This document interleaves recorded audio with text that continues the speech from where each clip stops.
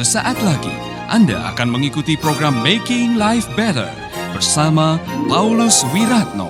Selama 15 menit ke depan, Anda akan belajar membuat kehidupan lebih baik.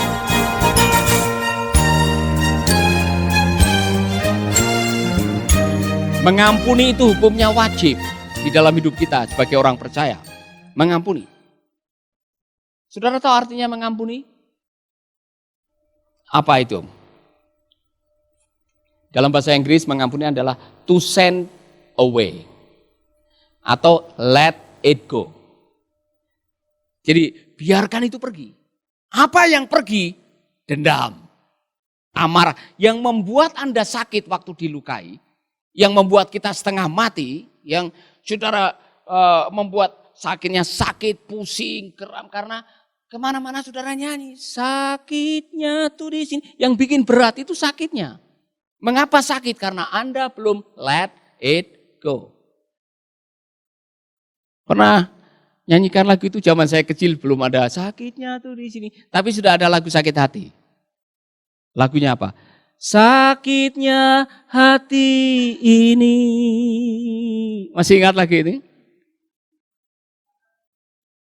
Ada juga orang yang kepahitan, dia kemudian marah dengan suaminya dan dia bilang, pulangkan saja. Itu lagu zaman saya masih muda dulu, saudara-saudara. Ya kan? Nah, saudara-saudara, kalau Anda tidak bisa mengampuni, yang rugi siapa? Dalam pernikahan, saya mengatakan, saya pendeta, istri saya pendeta masih bisa saling melukai. Maka pengampunan harus menjadi gaya hidup kita yang sudah menikah. Amin.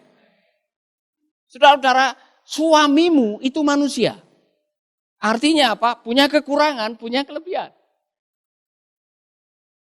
Pasti pernah melakukan kekhilafan.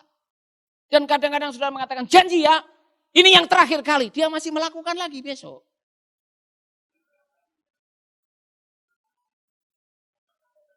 Sama ya. Lalu apa yang harus kita miliki dalam hidup ini? Skill mengampuni. Karena kemarahan yang Anda simpan akan menyelakakan Anda. Saya selalu mengatakan ini berkali-kali. Kalau saudara digigit ular itu ada dua pilihan. Pergi ke dokter keluarkan racunnya atau cari sabit kejar ularnya. Yang cari sabit kejar ularnya angkat tangan. Tidak ada. Yang pergi ke dokter keluarkan racunnya angkat tangan. Bijaksana, kata Alkitab. Karena orang bodoh mati karena sakit hati. Jelas ya? Jadi istri-istri kalau suamimu lagi melakukan kesalahan, cara bijaknya apa? Mengampuni. Saya kurang yakin dengan saudara-saudara, ini responnya kurang. Kalau suamimu melakukan kesalahan, cara terbaik untuk memulihkan pernikahan saudara adalah mengampuni. Apapun juga yang dia lakukan, mengampuni. Sudah mengampuni dia? Doanya bagaimana?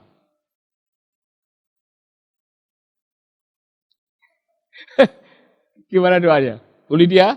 Udah mengampuni dia? Ya. Doanya bagaimana? Ya Bapa, ampunilah suamiku dengan semua yang telah dilakukan yang menyakitkan hatiku. Oh Tuhan, berikan dia pengampunan. Tapi kalau boleh Tuhan, kasih dia sedikit pelajaran. Saudara sedang tidak mengampuni. Apalagi kalau ditanya pelajarannya apa? Sambar petir, itu bukan pengampunan. Saudara-saudara, ini dalam hidup saudara akan ketemu dengan orang-orang yang kadang-kadang menolak saudara, salah mengerti dengan hidup saudara, barangkali bahkan mengkhianati saudara. Ini hidup. Yesus mengalami semuanya itu. Dan dia memberikan pelajaran kepada kita. Apa yang dia lakukan di kayu salib? Kalimat pertama yang dilakukan oleh Tuhan Yesus yang diucapkan di kayu salib, ya Bapa. Itu kalimat yang luar biasa, saudara. Dan saya sudah membaca keempat Injil. Saya tidak pernah menemukan Yesus dendam. Saya belum pernah menemukan Yesus marah, dendam, dan mengucapkan kalimat ini. Setelah dia ditampar mukanya, diludahi wajahnya, dan disiksa, dia berhenti di Via Dolorosa dan menatap mereka semua dan mengatakan, tunggu pembalasan saya. Tidak ada ayat itu. Benar kan? Yang ada, ya Bapa. Ampun ya. Mari kita ucapkan semua. 1, 2, 3. Ya, sekarang istri-istri ngomong, ya Bapak ampunilah suami saya. 1, 2, 3.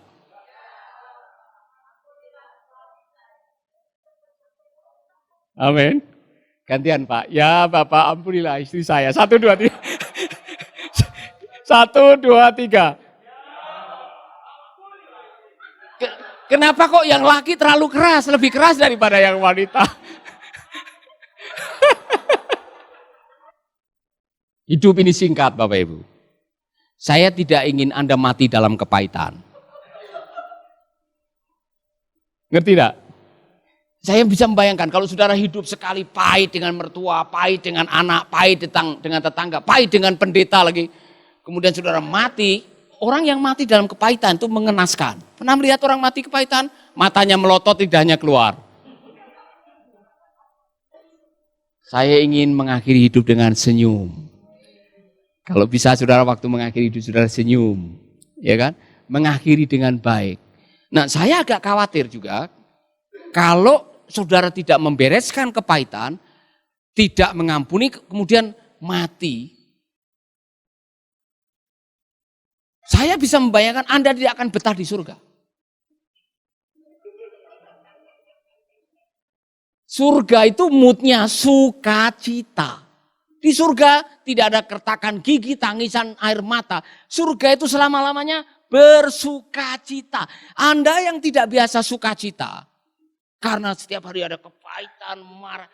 Di surga saudara akan bosan lihat wajahmu sendiri. Lama-lama saudara kan tidak betah. Akhirnya saudara panggil malaikat, Tuhan, saya sudah tidak betah tinggal di sini. Maksudnya, apakah ada tempat alternatif? Ada sebelah, mau loncat sana? Amin. Sudah bisa mengampuni? Tanda bahwa saudara mengampuni apa coba? Kalau ingat tidak sakit lagi. Anda masih bersama Paulus Wiratno di Making Life Better. Sudah bisa lihat bekas kuresan ini? Ini waktu saya SMP kelas 2. Berangkat sekolah belum makan. Di tengah jalan kan saya naik sepeda 7 kilo ke sekolah. Ada tetangga punya pohon asem lagi musim. Udah matang-matang itu. Diam-diam saya naik pohon asem itu, nyolong maksudnya. Tapi di tengah jalan sudah baru setengah naik itu, yang punya rumah buka pintu keluar. Jadi saya langsung ngelorop, orang Jawa bilang, ngelorop, saya langsung turun cepat-cepat, saya tidak menyadari ada paku. Hei, pohon asem itu masih ada kalau saya pulang. Setiap kali saya lewat di pohon asem itu, video saya langsung, waduh, ini peristiwa seperti segar, seperti kemarin terjadi. Tapi sudah tidak sakit lagi. Mengampuni tandanya, kalau saudara ingat peristiwanya, ketemu orangnya, ingat tempat peristiwanya terjadi di mana, sudah tidak deg-degan, sudah tidak marah, dada sudah tidak nyesek. Artinya sudah mengampuni. Sudah mengampuni dia? Amin. Nah, ini persoalan. Tuhan kalau mengampuni, itu melupakan. When he forgive, he forget. Itu Tuhan. Tapi manusia tidak seperti itu, saudara. Terutama makhluk keturunannya Hawa. Yang namanya wanita. Paling gemar menyimpan. Dan kalau marah, diungkit-ungkit lagi. Di sini tidak ada. Pak, pernah diungkit-ungkit tidak masa lalunya kalau marah? Sering. Ya jujur. Yang sudah ya sudahlah. Kenapa diungkit-ungkit lagi? Kemudian kalau saya tahu kamu orangnya seperti ini, saya tidak akan menikah dengan engkau. Kasep.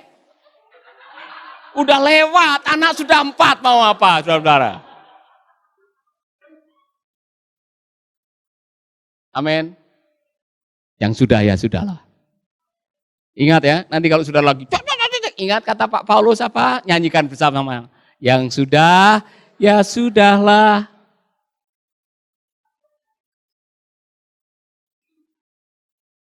Ayat berikutnya, Pak Vinus. Saya mau saudara membaca ini perintah firman Tuhan buat kita semua. 1, 2, 3.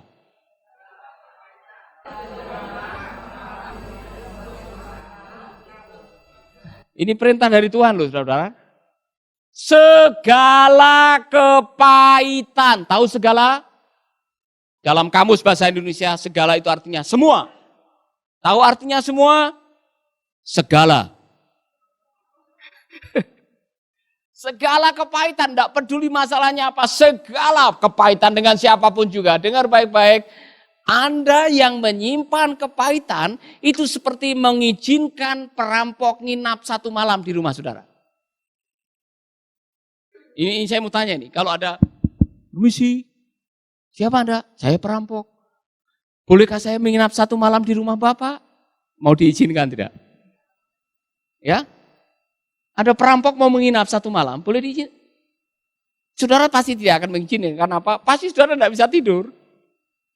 Menyimpan kemarahan, kepahitan, geram, apapun juga namanya, di dalam hati saudara, Anda yang akan rugi.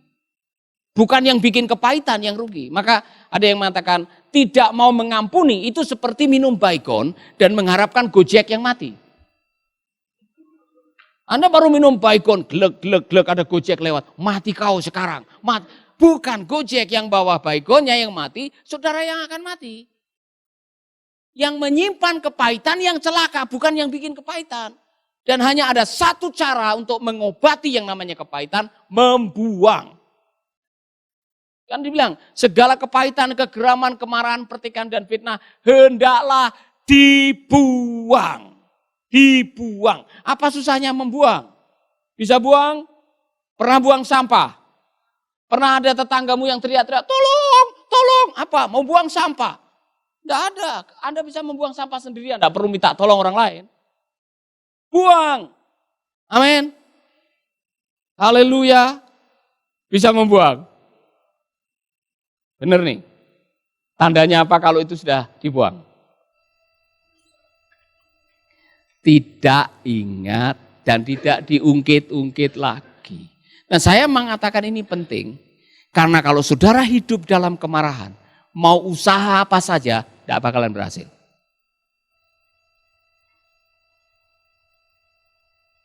Pernah ketemu dengan orang yang kepahitan? Dengar, orang yang marah, dendam, kemana-mana bawa aura marah, sulit dapat rezeki. Maka saudara harus bisa membereskan hati saudara. Amin. Haleluya.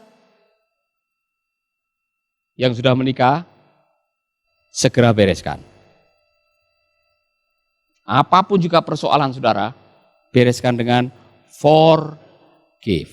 Kalau tidak, kemana-mana saudara bawa beban. Saudara, beban itu yang membuat Anda akhirnya tidak bisa menikmati hidup ini. Amin. Ada yang mengatakan berani mengampuni itu adalah tindakan pahlawan. Karena mengampuni itu tidak mudah. Benar? Sudah mengampuni? Saya mau tanya jujur ya, yang biasanya mengambil prakarsa untuk membereskan persoalan, mengambil inisiatif untuk maafkan saya, suami dulu atau istri dulu? Yang suami angkat tangan. Hebat. Kok hanya 3 ya?